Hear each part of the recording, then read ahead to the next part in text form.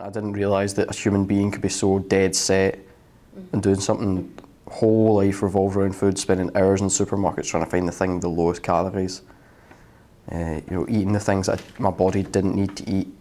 It needed to eat, 25 chip suppers or something like that, fish suppers. But, I was eating like an apple.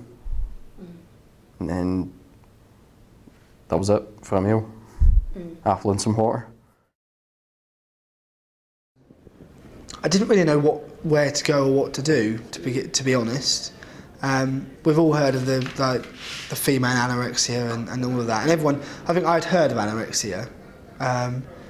That isn't what I was going through as such, and I didn't really know what it was or where to go.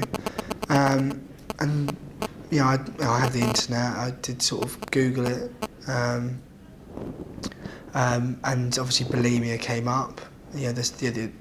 What it was.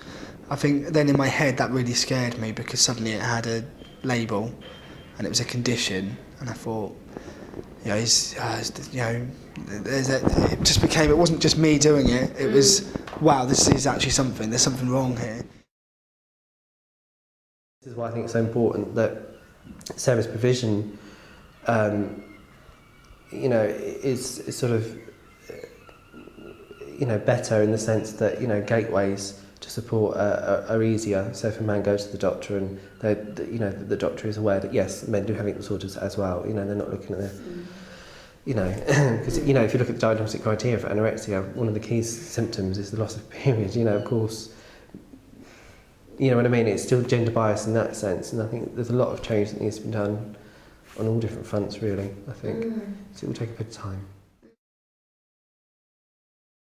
Every person is very different, and there are different ways of dealing with people. Everyone reacts in different ways, and I think you can't just walk up to someone and say put on weight and expect them to do it. You have to be more subtle than that.